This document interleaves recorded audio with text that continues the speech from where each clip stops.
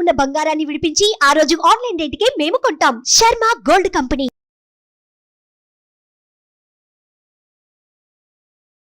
నమస్తే, welcome to Suman TV. నేను మీ యామ్ని. ప్రస్తుతం మనతో ఉన్నారు ప్రముఖ ఆధ్యాత్మికవేత్త, ప్రముఖ జ్యోతిష వాస్తు పండితులు మాడుగుల శివప్రసాద్ గురువు గారు ఉన్నారు. గురుగారితో మనం మాట్లాడదాం. నమస్కారం గురుగారు. ఆశీర్వచనం తల్లి. గురుగారు, ఇప్పుడు బీఆర్ఎస్ ఎమ్మెల్యే లాస్యానందిత గారు అంటే నిన్న కాలం చేయడం జరిగింది కదా. అంటే ఈ ప్రమాదం అనేది ఒక్కసారి జరగడం కాదు, 3 సార్లు అలా అయ్యింది.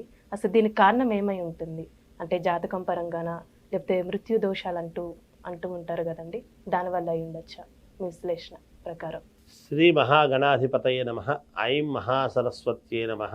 శ్రీ లలితాంబికాదేవియే నమః. ఇప్పుడు ఈ అమ్మాయి నిన్న యాక్సిడెంట్లో ఇదైనటువంటి అమ్మాయి లాస్య.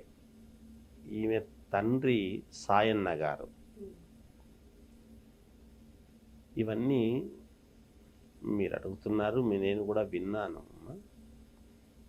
3 సార్లు ఏదో అంటే లిఫ్ట్లో ఉన్నప్పుడు కొంచెం ఇబ్బంది కలిగింది అని, చాలా దగ్గరి వరకు వచ్చి తప్పిపోయింది అని, అంతకుముందు ఒక సభలో పాల్గొని వస్తూ ఉండంగా కొంత ఇబ్బంది జరిగింది అని, మృత్యువు వెంటాడుతూ ఉంటుంది అనేటువంటిది దానికి నిదర్శనం. ఇది నిజానికి శాస్త్రం ఏముంది అంటే, ప్రతి మానవుడు కూడా పడుకొని ఉదయము లేచేటప్పటికీ లేవగలుగుతామా లేదా అనేటువంటిది ఒక విధానమైతే, లేచిన తర్వాత రాత్రి పడుకునే ముందు కూడా 1000 గండాలను దాటుతాడు అనేటువంటిది ఉన్నది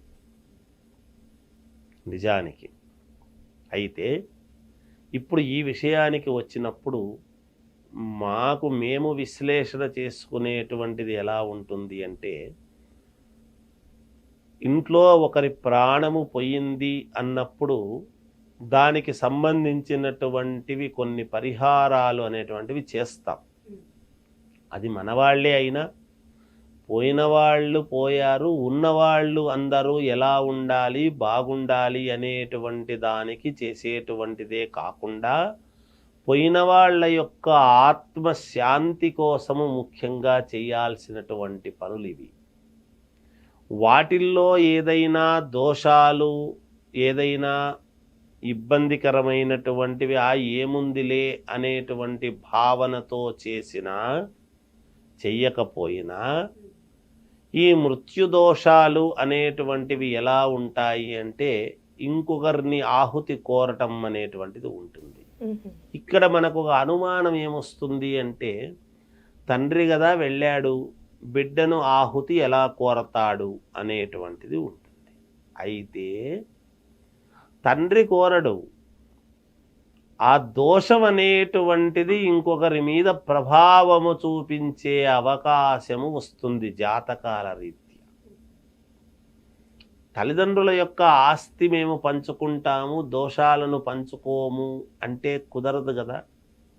పితృదోషాలు అనేటువంటివి ఉన్నప్పుడు ఆయన ఎమ్మెల్యే సీటు మాత్రము నేను తీసుకుంటాను, ఆయనకు జరిగినటువంటివి నాకు సంబంధం లేదు అని అనుకోవచ్చు. అలా అని ఎమ్మెల్యే పదవులు తీసుకున్న వాళ్ళందరికీ కూడా ఇదే వర్తిస్తుంది అనడానికి కూడా లేదు. కొంతమంది జాతకాలలో రేరుగా ఎక్కడో పరిహారాలు అనేటువంటివి సరిగ్గా జరగకనో, చేయవలసినటువంటి విధి విధానాలు సక్రమముగా చనిపోయినప్పుడు ఆ నిర్వహణ వ్యవస్థలో ఏదైనా లోపము ఉండినా, అటువంటి సమయాలలో దాని యొక్క ప్రభావము అదే ఇంట్లోనే ఇంకొకరి మీద పడటం అనేటువంటిది జరుగుతూ ఉంటాయి. అది కారణం అయి ఉంటుంది అనేటువంటిది నేను బలముగా అనుకుంటున్నటువంటి మాట.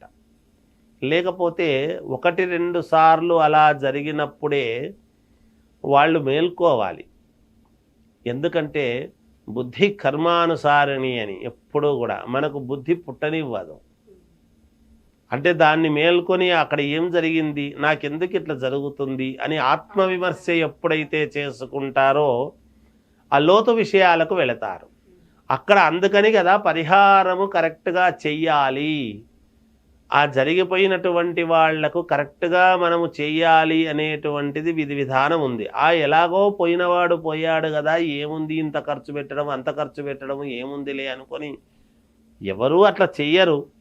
ఒకవేళ చేసేటువంటి సందర్భంలో సరిగ్గా చేయకపోయినా అది ఏ రోజు ఇదయింది, ఎందుకు, ఏమిటి, రెండు జరిగాయి. ఇప్పటికైనా కూడా మేల్కొని ఆనాడు జరిగిన పరిస్థితులు ఏమిటి, ఈనాడు నిన్న జరిగిన పరిస్థితులు ఏమిటి, మధ్యలో ఏ ఏ సందర్భాలలో జరిగింది అని మొత్తము ఒక్కసారిగా మనం కూలంకుశంగా గనక చూసుకొని గ్రహస్థితులు గనక ఒక్కసారి చూసుకుంటే మిగతా వాళ్లకు కూడా ఎటువంటి ఇబ్బందులు లేకుండా ఇంట్లో వాళ్ళు ముందుగా మేల్కొని మేలు జరిగేటువంటి అవకాశముగా ఉంటుంది అనేటువంటిది మాలాంటి వాళ్లకు తెలియజేసేటువంటి సూచన మాత్రమే. ఎందుకంటే అమ్మ ఒకటి జరిగింది అన్నప్పుడు చిన్న వయస్సు, ఆ అమ్మాయి కూడా ఎంతో కాలము జీవితంలో ముందుకు వెళ్ళాల్సినటువంటి వయస్సు.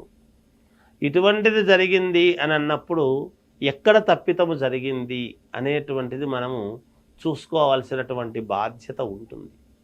అది వాళ్ళే కాదు, ఎవరి ఇంట్లో ఇలాంటివి సంభవించినా ఆ సమయము మంచిదా ఏమిటి, ఆ సమయము మంచిది కాకపోతే చేయాల్సినటువంటి విధానాలు ఏమిటి, మనము నడుచుకోవాల్సినటువంటి విధానం ఏమిటి అనేటువంటివి ఉంటాయి కదా. అందువలన అవన్నీ కూడా ఒక్కసారి ఆలోచన చేసి ఆనాడు పోయిన సంవత్సరము ఇదే ఫిబ్రవరిలోనే చనిపోయినటువంటి సాయన్న గారి యొక్క మృత్యుదోషము ఏమిటి అనేటువంటిది ఒక్కసారి బయటికి తీసుకుంటే, ఆ తర్వాత ఈ నిన్న జరిగినటువంటి ఈమెది ముందు 2 సార్లు ఈమెకు జరిగినటువంటి ఇది మొత్తం ఒక్కసారి చూస్తే కారణం ఏమిటి అనేటువంటిది తెలియకుండా పోదు, తప్పకుండా తెలిసి తీరుతుంది.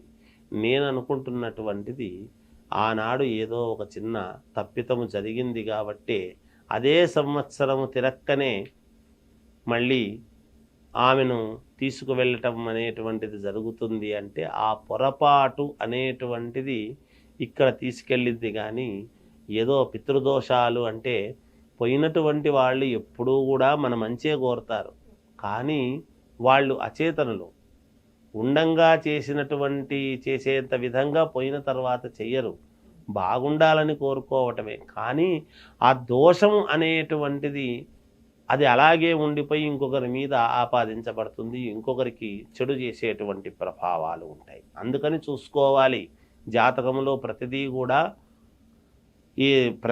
ప్రతి క్షణము కూడా ఏమి అనేటువంటిది చూసుకుంటే చనిపోయినప్పుడు కూడా ఆ టైంని బట్టి మనం అంతే కదా తల్లి, ఏ సమయంలో చనిపోయినారు, దాని ప్రభావం ఏమిటి, ఎందుకు, దేనివల్ల, ఎక్కడ చనిపోయారు, ఇంట్లోనా బయటనా, హాస్పిటల్లోనా, లేదా ఇంట్లోనే చనిపోయి ఉంటే ఇంటిలో ఏమిటి దోషం, ఆ దోషం ఏమిటి అసలు, ఎందువల్ల, ఇవన్నీ కూడా చూడాలి. పుట్టినాడు అంటే పుట్టినప్పుడు ఎలా అంటే జాతాశౌచము మృతాశౌచము అని 2 ఉన్నాయి ఆశౌచాలు. దాంట్లో జాతాశౌచము అంటే పుట్టినప్పుడు కూడా మనము ఏ నక్షత్రంలో మంచి నక్షత్రమా కాదా, శాంతి నక్షత్రమా ఏమిటి అని 11 రోజుల లోపలే చేయాలి, నీళ్లు పోసే లోపలనే అని కానీ 27 రోజుల లోపల కానీ నెలకు లోపల కానీ చెయ్యాలి. అంటే ఈ మాసము మళ్ళీ తిరిగి వచ్చే లోపల చేసుకుంటే మేలు అనేటువంటి దృక్పథంతో చేసుకునేటువంటివే, పిల్లలు ఎదుగుదలకు మేలుంటుంది అని అలా చెయ్యాలి. అలాగే వృతాశంలో పోయినప్పుడు కూడా ఎట్లా అనేటువంటిది ఆలోచన, ఇది ఏదో ఉంటుందని నా యొక్క భావన తల్లి. చాలా చక్కగా తెలియజేస్తారండి, ధన్యవాదాలు.